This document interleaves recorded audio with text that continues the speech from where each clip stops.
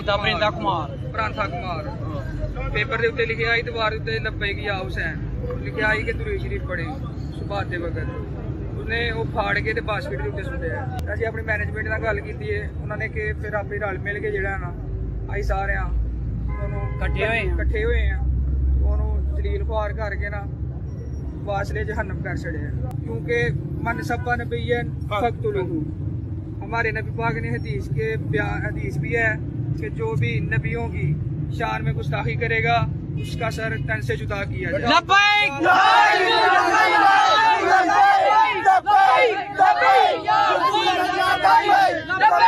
लब्बैक या रसूल अल्लाह। अस्सलामु अलैकुम वरहमतुल्लाहि वबरकातुहू।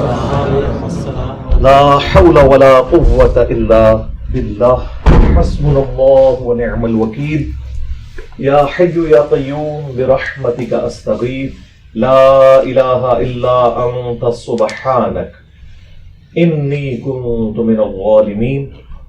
रब्बना आतिना मिन लदुनका रहमह व हय्यि लना मिन अमरिना रशदा। अल्लाहुम्मा सल्लि अला मुहम्मद व अला आलि मुहम्मद व अस्हाबि मुहम्मद अजमईन इला यौमिद्दीन, आमीन। 3 दिसंबर 2021 को सियालकोट की एक स्पोर्ट फैक्ट्री में होने वाले एक श्रीलंकन ऑफिसर के ज़ालिमाना कत्ल और उसके बाद उसकी लाश को सरेआम आग लगाने के हवाले से आपका क्या मौक़िफ़ है? प्लीज़ पहले की तरह ज़रा दलेरी से बयान करें। हाँ जी मेरे भाई, हमारी तो इस हवाले से दलेरी उस वक्त से है जबकि इन टॉपिक्स के ऊपर बात करना भी रियासती जुर्म समझा जाता था। यानी आज से 10-12 साल पहले की भी आप मेरी वीडियोस देखें तो मैंने हमेशा एक्स्ट्रा जुडिशल एक्टिविटीज़ जो हैं मावराए अदालत काम, ख्वाह वो कोई मजहबी जमात करे तौहीन मज़हब के नाम के ऊपर या कोई रियासती इदारा हुब्बुल वतनी के नाम के ऊपर, मैंने हमेशा डंके की चोट पे इसकी मजम्मत की है और आज तक कर रहा हूँ। आजकल तो फैशन बन गया है क्योंकि अब तो रियासती पॉलिसी ये बन चुकी है, उसी के तहत ज़रब अज़्ब और रद्दुल फ़साद, आपको पता है ये 2 फ़ौजी ऑपरेशंस पाकिस्तान में शुरू हुए। आज तो हालात बड़े साजगार हैं इस तरह के मामलात में बोलने पे। उस वक्त जबकि हमारे रियासती इदारों ने इन मजहबी जमातों को, दहशतगर्द तंजीमों को गोद लिया हुआ था उम्मत के और पाकिस्तान के वसीतर मफाद में, मैं तो उस वक्त भी कहता था कि तुहाडे गाटे फिट होणगे, और देखो फिर कैसे गाटे फिट होए ने। उन लैंदे ही नहीं पे एक गाटा ला के लगता है लवाण के, अल्लाह ना करे ऐसा हो। और फिर उसके बाद जो इंटरनेशनल प्रेशर आपको पता है कुछ अरसे से पाकिस्तान पे FATF की शक्ल में आया, और अब तो GSP प्लस स्टेटस भी पाकिस्तान का आलमोस्ट टेक पे लगा हुआ है। अल्लाह ताला कोई बेहतरी फरमाए और मुल्क की इकॉनमी बेहतरी की तरफ जाए, हालात व वाक़यात बेहतरी की तरफ जाएँ। फ़िल वक्त यानी ग्राउंड रियलिटीज़ तो यही बता रही हैं कि मुस्तकबिल करीब में कोई हालात बेहतर होते मुझे तो नज़र नहीं आ रहे। अल्लाह करे कि मामला कोई बेहतरी की तरफ चला जाए इंशाअल्लाह ताला। अब ये जो मेरे भाई सियालकोट के अंदर जो कुछ हुआ, इसकी जड़ें जो हैं वो बहुत पुरानी हैं। 40 साल से हमने अपनी गलत पॉलिसीज़ की वजह से जो फसल बोई थी, आज उसका रिज़ल्ट हमारे सामने है। एक दिन में तो इतनी बड़ी ख़राबी नहीं आती, एक दिन में तो दीमक नहीं चाटती, एक दिन में तो ज़ख़म कैंसर नहीं बन जाता। इसको वो कहते हैं ना, थींदे थींदे थी जाता है बंदा। ये वो वाला मामला हुआ है। आहिस्ता आहिस्ता मामलात ख़राब हुए, और इस तरह की जितनी भी एक्टिविटीज़ हो रही हैं, मैं इसमें पहले नंबर पे मुजरिम अगर किसी को समझता हूँ तो वो हमारी रियासत है, रियासती इदारे हैं जिनकी सरपरस्ती हमारी मजहबी जमातों को इतना अरसा तक हासिल रही। उम्मत और पाकिस्तान के वसीतर मफाद में, इन्वर्टेड कामर्स के अंदर, उसके बाद मजहबी जमातें और उसके बाद फिर हमारी जाहिल अवाम। लेकिन ड्राइविंग सीट के ऊपर रियासत होती है, उसमें चाहे हमारे हसास इदारे हों چاہے ہماری پولیٹیکل پارٹیز ہوں، حکومتی عہدے داران ہوں، یہ سب کے سب اس معاملے میں مجرم ہیں. سب نے یہ مل کے حصہ ڈالا ہے جس کا آج ہم رزلٹ بھگت رہے ہیں. یہ تو جس کے ساتھ ہوتی ہے اس کو پتہ چلتا ہے. ٹی وی پہ دیکھ لینا بڑا آسان ہے. آپ مجھے بتائیں جس طریقے سے انہوں نے اس غیر مسلم کو قتل کیا ہے اور اس کی لاش کے ساتھ جو کچھ کیا، جس کی اسلام میں قطعاً کوئی اجازت نہیں ہے. بخاری اور مسلم کی متفق علیہ حدیث ہے، اللہ کے محبوب صلی اللہ علیہ وآلہ وسلم نے فرمایا کہ کسی کو آگ میں جلانا یہ عذاب صرف اللہ تعالیٰ کے ساتھ خاص ہے کہ وہ اپنے مجرمین کو قیامت کے دن آگ میں جلائے گا. کسی مخلوق کے لیے روا نہیں کہ کسی دوسرے کو آگ میں جلائے. کافر ہو مسلمان ہو، آپ یہ کام کر ہی نہیں سکتے. اور پھر ساتھ سیلفیاں لینا، پھر آ کے فخریہ انٹرویو ریکارڈ کروانا کہ ہم نے جہنم واصل کر دیا. پرندہ کمار پرانتھا کمار پیپر دے اتنے لکھے آئی دیوار اتنے لبیک یا حسین لکھے آئی کہ درود شریف پڑھے صبح دے وقت.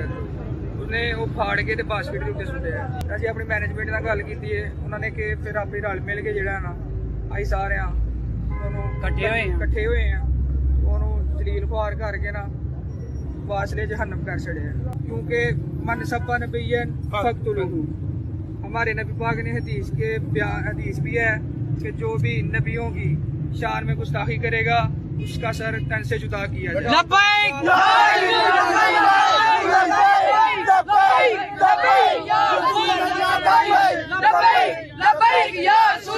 بھائی تو کہاں پہ جائے گا؟ تجھے جنت کا ٹکٹ مل چکا ہوا ہے مولویوں کی طرف سے. تم لوگ یہ سمجھ رہے ہو کہ ہم اس طرح کے معاملات کر کے تو ہم جنت میں چلے جائیں گے، اور ایسے مواقع پہ وہ لوگ آپ کو زیادہ تر بڑھ چڑھ کر آگے نظر آئیں گے جنہوں نے زندگی میں نماز بھی کبھی نہیں پڑھی ہوئی ہوگی. اس طرح کے کام کرنے میں، لوگوں کو قتل کرنے میں، املاک کو آگ لگانے میں، اے ٹی ایم مشینز لوٹنے میں، دنگا فساد کرنے میں، یہ سب سے آگے آپ کو نظر آئیں گے، کیونکہ ان کو پٹی یہ پڑھائی گئی ہے کہ یہ سب سے آسان ذریعہ جنت میں پہنچنے کا. اور بیوقوف نہیں ہے، سمجھدار ہیں. آج تک کسی شخص نے عشق رسول صلی اللہ علیہ وآلہ وسلم کے نام پر اپنی موٹر بائک کو آگ نہیں لگائی، اپنی گاڑی کو آگ نہیں لگائی ہے، دوسرے کو لگائی ہے. لہذا آپ یہ بھی نہیں کہہ سکتے کہ کوئی بونگے ہیں، بہت سمجھدار ہیں. اور اس وقت ملک جس تباہی کے دہانے پہ پہنچ چکا ہے نا، میں سمجھتا ہوں کہ اگر اب بھی ہمارے بڑوں کو عقل نہ آئی تو یہ گلی گلی قتل و غارت ہوگا. ہمارے جو ریاستی اداروں کے بڑے ہیں، پولیٹیکل جماعتوں کے بڑے ہیں، انہوں نے تو زیادہ تر نے دوہری شہریت لی ہوئی ہے. دوسرے ملکوں میں انہوں نے بھاگ جانا ہوتا ہے ریٹائرمنٹ کے بعد. ہمیں پوری زندگی یہ لوگ حب الوطنی کے درس دیتے رہتے ہیں، نیشنلزم کے درس دیتے رہتے ہیں، پاکستان سے محبت، قومی ترانے یہ چلا چلا کے دماغ خراب کرتے رہتے ہیں. اور خود آپ دیکھ لیں یہ پرانے جتنے ڈکٹیٹر باہر گئے ہوئے ہیں، ہمیں آگ میں جھونک کے پرویز مشرف بھاگا ہوا ہے نا یہاں سے، دیکھ لیں. جب تک مر نہیں جاتے جان نہیں چھوڑتے. ضیاء الحق نے مر کے ہی جان چھوڑی ہے نا، ورنہ جو اس وقت پالیسیز اس نے سیٹ کی تھیں، جو سعودیہ اور ایران کی پراکسی وار کو یہاں پہ سپورٹ کر کے، وہ آج تک ہم بھگت رہے ہیں. اب دیکھ لیں میڈیا کے اوپر کیا ساری گالیاں جو ہیں وہ پولیٹیکل گورنمنٹس کو، پرائم منسٹر کو کھانی پڑ رہی ہیں، کیونکہ ہماری عوام کا جو ہے اتنا نالج تو ہے ہی نہیں. ان کو پتہ ہی نہیں ہے کہ معاملات ٹوٹی کمند کہاں. جس طرح محرم کے دنوں میں بیٹھ کے سارے یزید کو رو رہے ہوتے ہیں، اور سسٹم تو پیچھے سے خراب ہوا ہے، اس کی کوئی بات ہی نہیں کرتا. یہ تو فیشن ہے نا یزید کو رو لینا، آسان بھی ہے، دوسرے پہ بات کرنا ذرا مشکل ہے. لیکن میں آپ کو بتاؤں اللہ کا شکر ہے اب ہمارے ریاستی اداروں میں پالیسی شفٹ آیا ہے، ان میں اتنا حوصلہ پیدا ہو گیا ہے کہ انہیں اپنی غلطیوں کا احساس ہوا. جبھی تو کچھ عرصے سے ہمارے پرائم منسٹر صاحب کئی ملکوں کے دوروں پہ، پریس کانفرنسز کے دوران، انٹرویوز کے دوران اعلانیہ طور پہ یہ مان چکے ہیں کہ ہماری پرانی جو پالیسیز تھیں وہ بالکل غلط تھیں. یہ لادہ بات ہے کہ ہمارے ریاستی اداروں کے کیے ہوئے جرائم کی توبہ کا اعلان ہمارے پرائم منسٹر کو کرنا پڑ رہا ہے. یہ ہے دکھ کی بات. چلے پھر بھی ہم کہتے ہیں کہ ٹھیک ہے، پولیٹیکل گورنمنٹس کو ہی بوجھ اٹھانا چاہیے اداروں کی غلطیوں کا، لیکن ان کو بھی کچھ اس حوالے سے خیال کرنا چاہیے کہ وہ بھی مستقبل کے لیے اپنی کوئی جو ڈائریکشن ہے اس کو درست کر لیں۔ آپ کو پتہ ہے کچھ عرصہ قبل خوشاب کے اندر ہمارے اسٹوڈنٹ عمران بھائی جو بینک مینیجر تھے رحمہ اللہ تعالی، ان کا بے دردی سے ایک گارڈ نے قتل کر دیا۔ ہمارے اسٹوڈنٹ تھے، آپ ان کے جو فیس بک کا پیج ہے اس پہ کئی ایک ویڈیوز میری انہوں نے اپلوڈ کی ہوئی تھی، اور لوگوں کی بھی کی ہوئی تھی، اور مسئلہ کوئی اور تھا۔ ایک ایک گھنٹے کی جا کے یہ لوگ نمازیں پڑھتے ہیں، اور وہ بھی صرف ڈیوٹی آورز کے اندر۔ جب گھر آ جاتے ہیں تو ایک سلام امام کے پیچھے ہوتا ہے، دوسرا جوتیوں والی جگہ پہ ہوتا ہے۔ اور اگر کوئی شخص سمجھا دے کہ میرے بھائی یہ نوافل جو ہیں یہ کوئی ضروری نہیں ہے، یا ان کو آپ بعد میں پڑھ لو، آپ ڈیوٹی اپنی صحیح طریقے سے ادا کرو،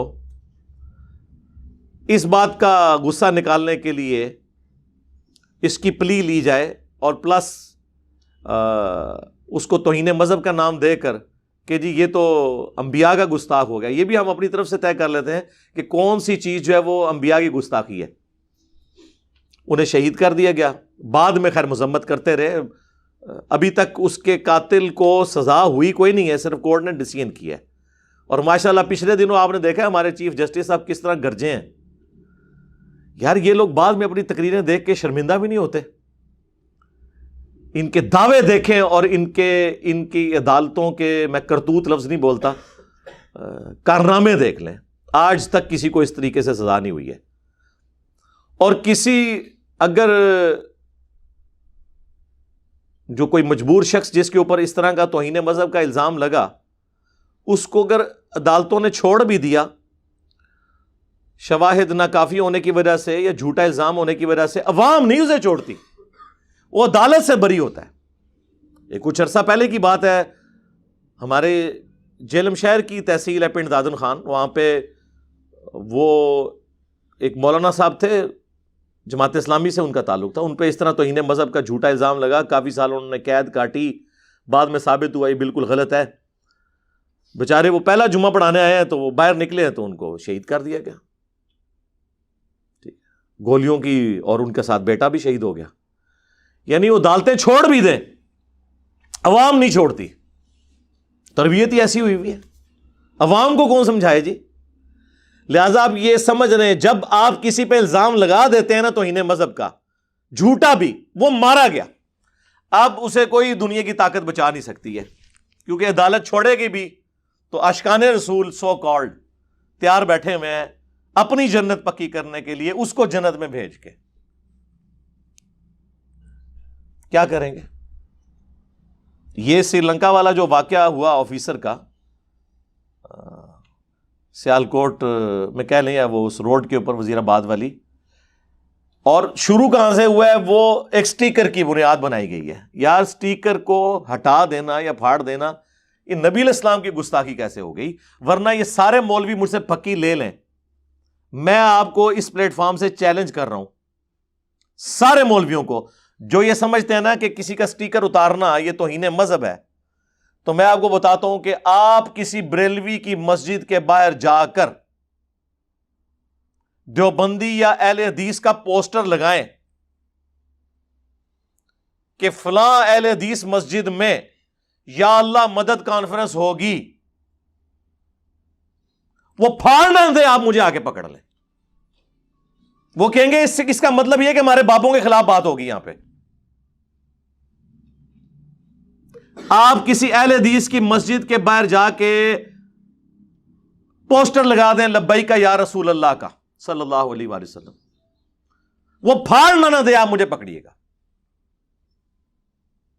بلکہ یہ کچھ عرصہ پہلے تبلیغی جماعت، یار کتنی سافٹ جماعت ہے، ان کی مسجد کے باہر گورنمنٹ کی طرف سے ایک بینر لگا ہوا تھا تراویح کی نماز کے حوالے سے SOPs، ٹھیک ہے، پینافلیکس کے اوپر، اور اس میں لکھا تھا کہ مساجد میں اور امام بارگاہوں میں آپ نے اتنا سوشل ڈسٹینس رکھنا ہے۔ ایک بندے نے لائٹر کے ذریعے، ظاہر ہے وہ آگ لگا کے جو امام بارگاہ کا لفظ تھا نا، اسے آگ سے اس میں پھاڑا ہوا تھا، صرف مارکر پھیر کے نہیں، کینچی لگا کے نہیں، آگ سے. تو سر یہ آپ کو آگ میں کیوں نہیں جلائیں گے؟ ان کی ذہنیت یہ ہے. اور یہ میں آپ کو ایک دیوبندیوں کی تبلیغی جماعت کی مسجد کے باہر کا یہ میں نے خود پوسٹر دیکھا اور میں نے کئی لوگوں کو دکھایا کہ دشمنی کا لیول دیکھیں. اسی طریقے سے آپ کسی شیعہ کی مسجد کے باہر فضائل صحابہ کانفرنس کا بورڈ لگائیں کہ فلاں دیوبندیوں کی مسجد میں ہوگی، وہ شام تک پھاڑا نہ دے، آپ مجھے آ کے پکڑ لیجئے گا. تو جب آپ لوگ خود مولوی ہو کے دیندار ہو کے ایک دوسروں کے پوسٹر پھاڑتے ہو، تو پھر اگر کوئی غیر مسلم کوئی پوسٹر ہٹاتا ہے اس پہ توہین مذہب کیسے ہو گیا؟ آپ تو سب پھر توہین مذہب کا معاملہ آپ کے اوپر فٹ ہو جائے گا. اور ہمارے پاس تو فرسٹ ہینڈ نالج ہے. رات کو بھی میرے ایک اسٹوڈنٹ سے بات ہوئی جو اسی فیکٹری میں اس وقت اندر موجود تھے. 70+ لوگ اس فیکٹری میں موجود تھے. اور یہ جو میں بات آپ کو بتانے لگا ہوں، یہ ابھی تک کسی چینل نے ڈسکلوز نہیں کی ہے، نہ شاید یہ کریں. سب سے بڑا جھوٹ تو چینلز پہ یہ بولا جا رہا ہے کہ وہ جو آفیسر تھا سری لنکن، وہ اس فیکٹری کا ملازم تھا. وہ اس فیکٹری کا ملازم ہے ہی نہیں تھا. اس فیکٹری میں انٹرنیشنل لیول کی چیزیں، کٹس وغیرہ تیار ہوتی تھیں، اور وہ باہر کی کمپنی، یہ نائکی مشہور کمپنی ہے، یہ ان سے کام کرواتے تھے. اور سپرویژن کے لیے انہوں نے اپنا امپلائی وہاں پہ رکھا ہوا تھا جو دیکھے کہ وہ کوالٹی کو انشور کرے کہ اچھی کوالٹی کی چیز نکلے اس فیکٹری میں سے. ظاہر پاکستانی آپ کو پتا 2 نمبری میں تو مشہور ہے نا.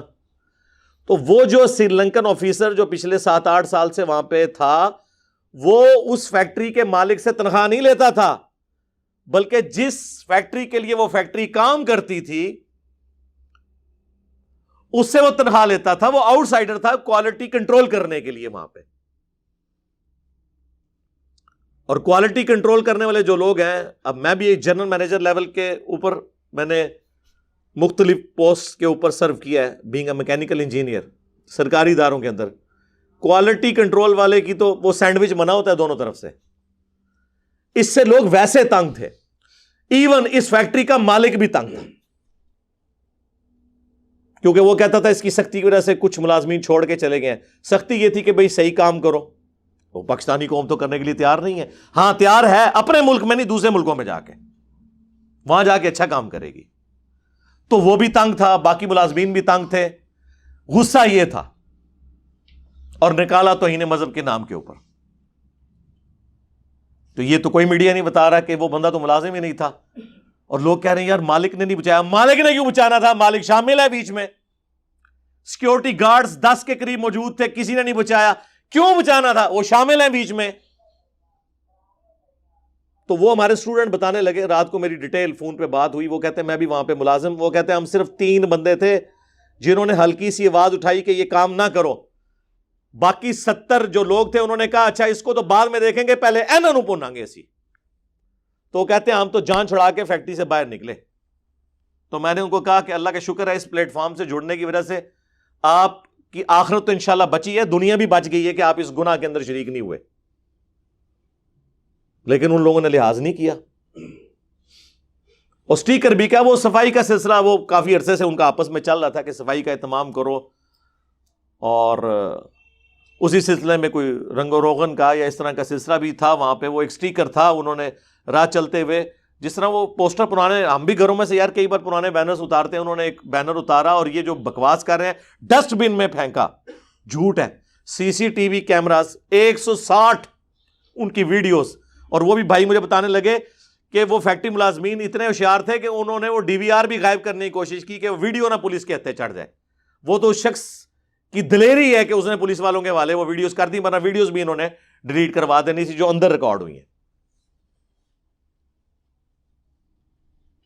اندازہ کریں آپ کتنے ہوشیار ہیں یہ لوگ. تو وہ اس نے ڈسٹ بن میں نہیں پھینکا، اتار کے اس نے ایک جگہ پہ رکھا. اور بعد میں اس کو بتایا گیا بھائی میرے تو گستاخی ہو گئی ہے.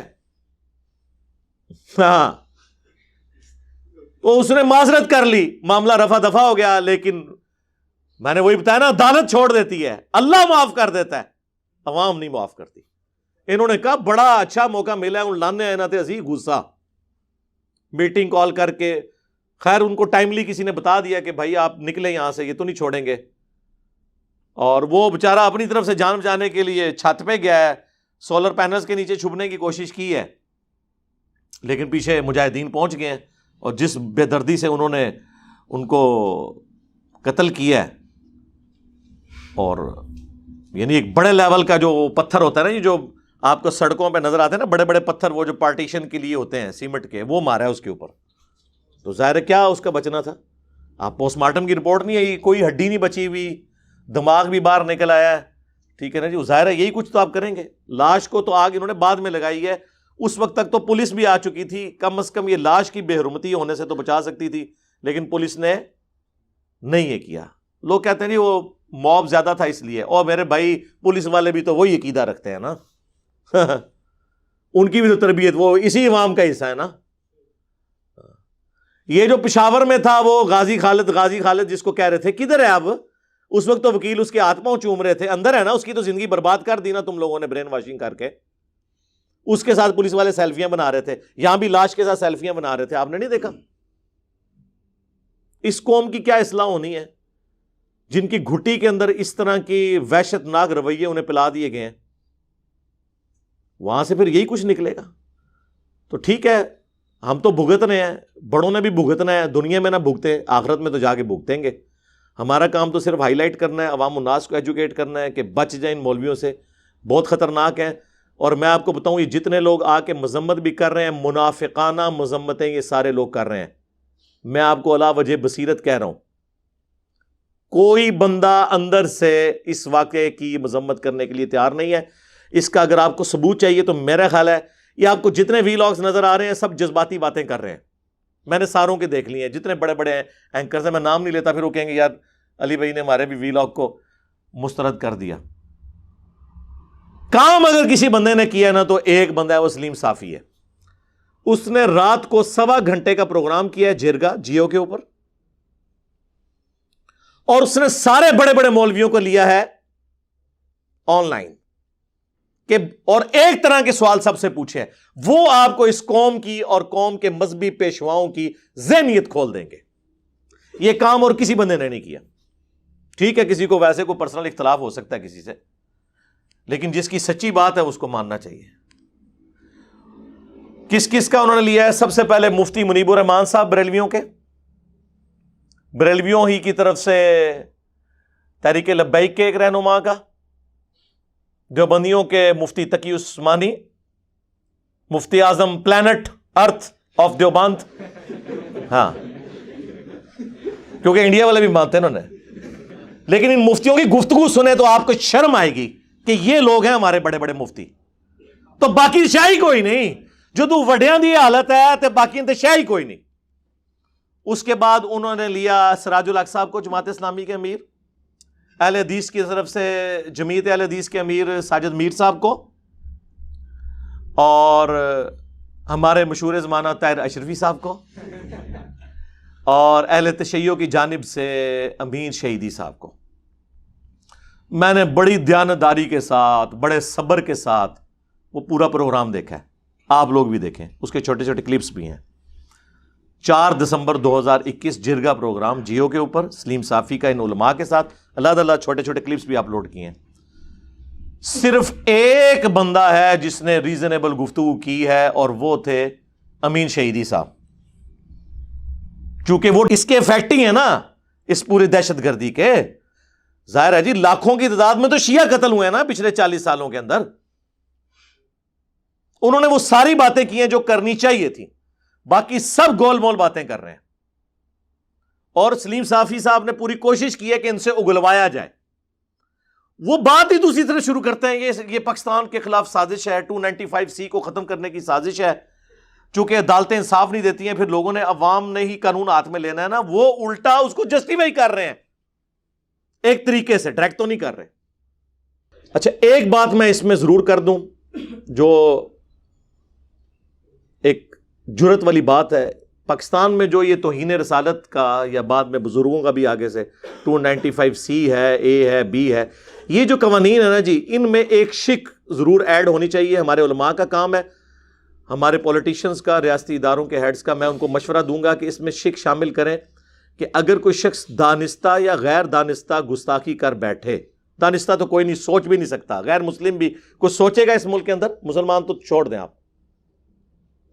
تو اس میں ایک شک ایڈ کریں کہ اگر وہ معافی مانگتا ہے جوڈیشری میں پیش ہونے سے تو اسے معاف کر دیا جائے. یہ لازم بات ہے عوام نہیں معاف کرے گی، لیکن معافی کی شک 295C میں ایڈ کرنا ضروری ہے، ادروائز مصیبت کھڑی ہو جائے گی. میں آپ کو یہ بتا رہا ہوں کہ یہ اس کا کوئی اینڈ نہیں ہوگا.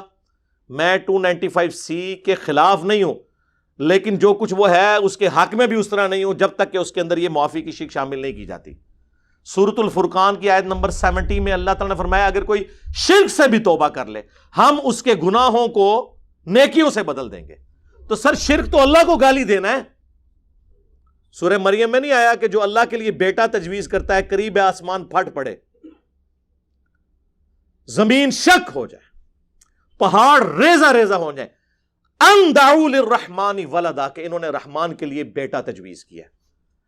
تو جب اللہ کو گالی دینے سے دنیا میں اگر مرنے سے پہلے توبہ کر لیں تو معافی ہو جاتی ہے، تو اگر کسی اور ہستی کی کوئی توہین کر لیتا ہے گالی لیول تک تو کوئی جائے گا نہیں، جو آپ کے زوم میں ہے، جو آپ ایک دوسرے کو بھی گستاخ سمجھتے ہیں، تو اس میں معافی پیش کی جائے. یہ کرنے کا کام ہے، نہ کہ یہ کہ فتوے لگا کے اس کے پیچھے پڑ جائے اور اس کی زندگی جو ہے وہ اجیرن بنا دی جائے، اس کی نسلوں کی زندگی اجیرن بنا دی جائے. تو یہ سوچنے کی ہمیں ضرورت ہے. بس میں تو اس چیز کو ہائی لائٹ ہی کر سکتا تھا.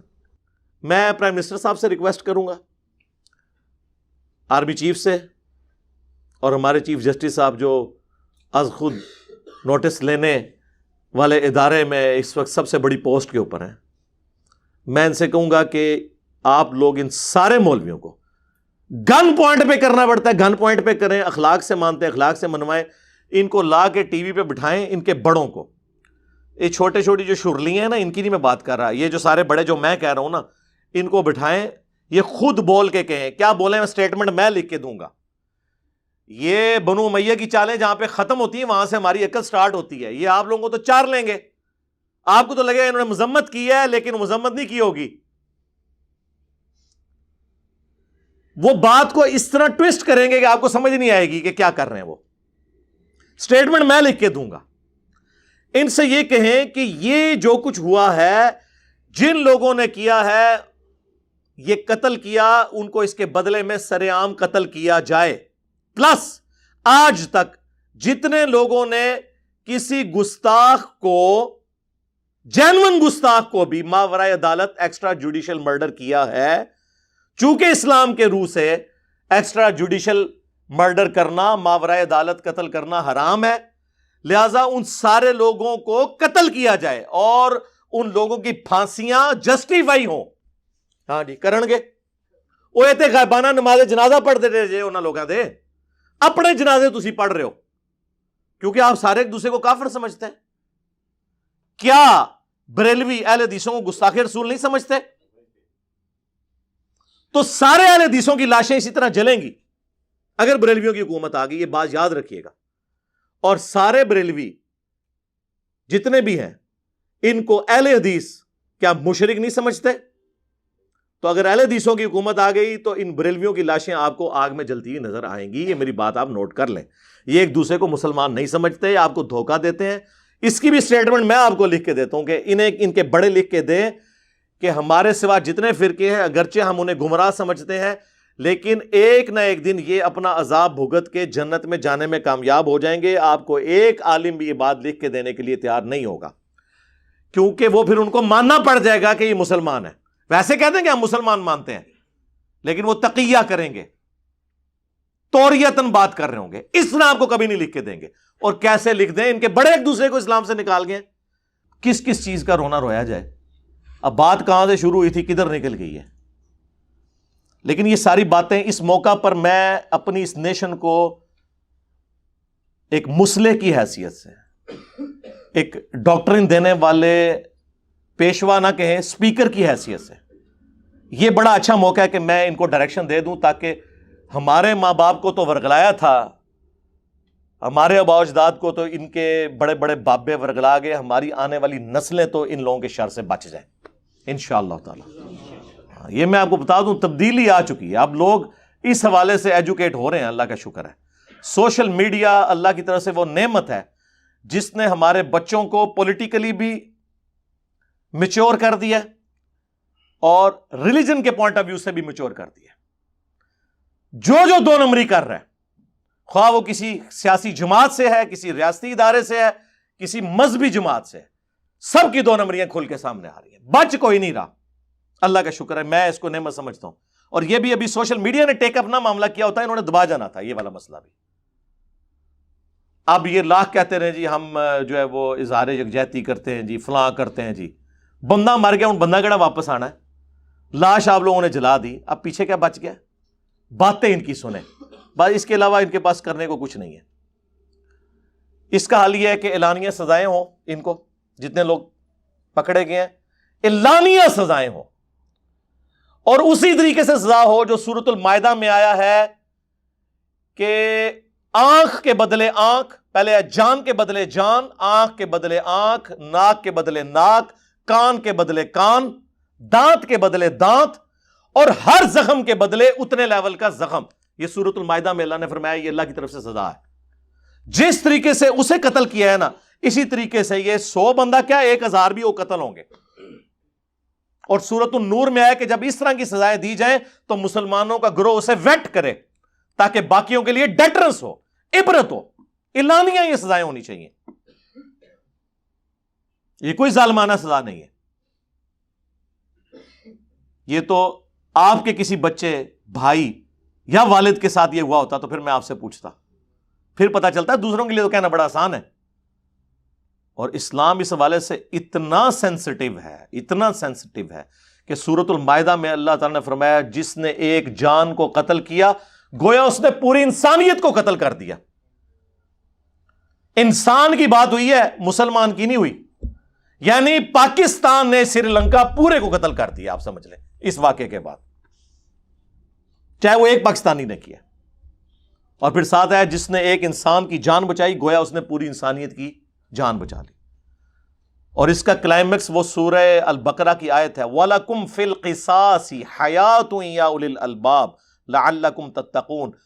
اے لوگو، اے عقل والو، قصاص میں پوری انسانیت کی زندگی چھپی ہوئی ہے تاکہ تم تقوی اختیار کر سکو، ڈر جاؤ. باقی جرائم میں تو اللہ نے کہا کہ معاف کرو، معافی کی روش اختیار کرو، اللہ بدلہ دے گا. لیکن قتل کے بدلے میں اللہ نے ڈسکریج کیا ہے کہ اس کے بدلے دیت نہ لی جائے، معافی نہ کی جائے، اگرچہ جائز ہے ایز اے لاسٹ ریزارٹ.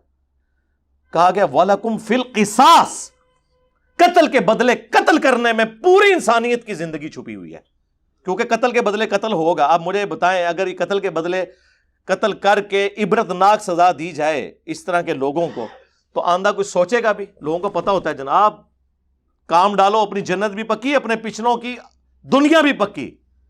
مرنے کے بعد مزار آپ کا بنے گا، اس پہ چندے آئیں گے، آپ کی نسلیں سنور جائیں گی اور آپ کے جنازے میں لاکھوں لوگ شریک ہوں گے. جی نہیں ہوتے لاکھوں لوگ شریک؟ ہاں، یہ ہماری حالت ہے. تو یہ تو آپ سمجھ لیں دنیا اور آخرت انورٹڈ کاما میں سنوارنے کا ایک ذریعہ بن چکا ہے ان لوگوں کا.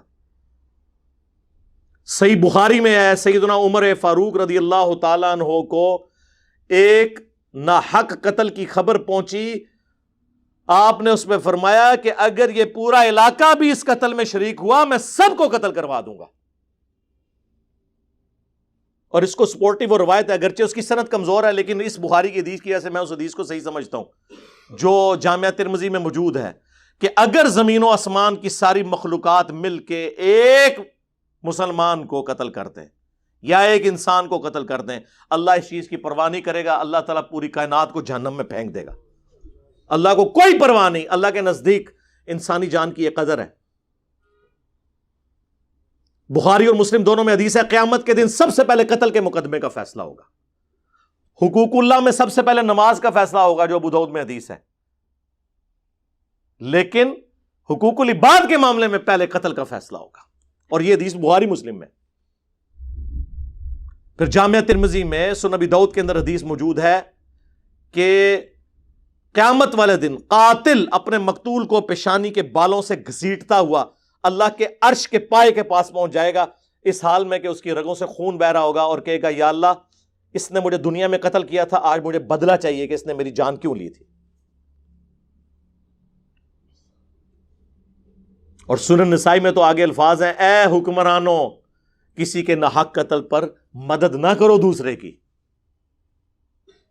یہ بھی الفاظ موجود ہیں.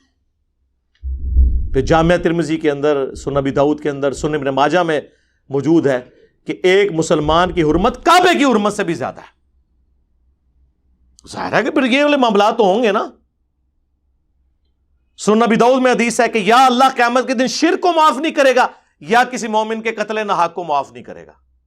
اچھا، بعض لوگوں کے دماغ میں خیال آ رہا ہوگا کہ زیادہ تر تو مسلمان کے قتل کے بارے میں ہے، تو قرآن سے تو میں نے انسانیت کا قتل پڑھا.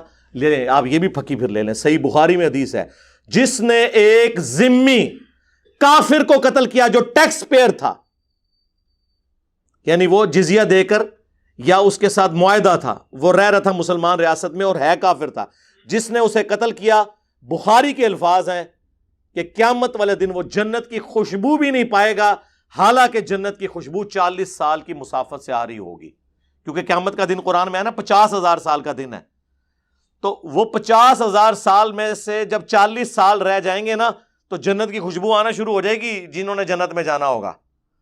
لیکن اس مسلمان کو جس نے ناحق ایک کافر کو قتل کیا ہوا، اسے خوشبو بھی نہیں آئے گی. یعنی مراد کیا؟ اس پہ جنت حرام. لہذا یہ کان کھول کے سن لیں، اور یہ وہ ساری آیتیں اور حدیثیں ہیں جو ہمارے میڈیا پہ چلنی چاہیے. یہ تو مسلمان کو قتل کر رہے ہیں. آج پاکستان میں ایک مسلمان کو ہندو عیسائی سے خطرہ نہیں ہے، دین پہ بولتے ہوئے مسلمان سے خطرہ ہے. مجھے بتائیں، آپ کسی ہندو کو دین کی دعوت دیں، آپ کو یہ خطرہ نہیں ہوگا پاکستان میں کہ وہ آپ کو مارے گا. لیکن کسی مسلمان کو اس کے مسلک کے خلاف قرآن و سنت جسے وہ خود بھی مانتا ہو دکھائیں تو آپ کو یہ ڈر لگا رہے گا کہ یہ تو پھڑکا دے گا مجھے. اس لیے تو آپ کے جو بھی علماء ہیں دوسرے ملکوں میں جا کے نہیں بیٹھے ہوئے.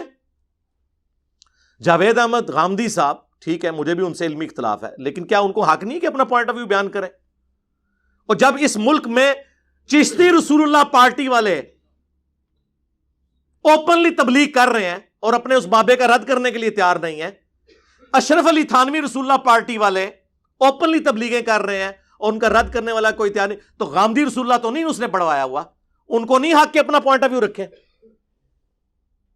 تو دیکھ لیں بےچارے پہلے ملیشیا تھے، اب امریکہ میں. یہ حالت ہے، یہاں سے لوگوں کو ملک چھوڑ کے جانا پڑ جاتا ہے. یہاں تو مسلمانوں کی جان محفوظ نہیں ہے، غیر مسلموں کو تو آپ چھوڑ دیں. اچھا، اکثر آپ کو یہ بھی کہتے ہوئے ہمارے مسلمان بھائی نظر آئیں گے، اسلام بڑا اچھا دین ہے، مسلمان برے ہیں. وہ ایک کہانی کہانی بند کرو، ایک دھوکے دینے بند کرو، خدا دا نہ جائے. کوئی بھی درخت اپنے پھل سے پہچانا جاتا ہے. یہ آپ کافروں کو قائل کر سکتے ہیں کہ اسلام بڑا اچھا دین ہے، وہ کہیں گے اچھا اتنا چنگا ہے، پوری دنیا کی زندگی اجیرن بنا دی ہوئی ہے مسلمانوں نے.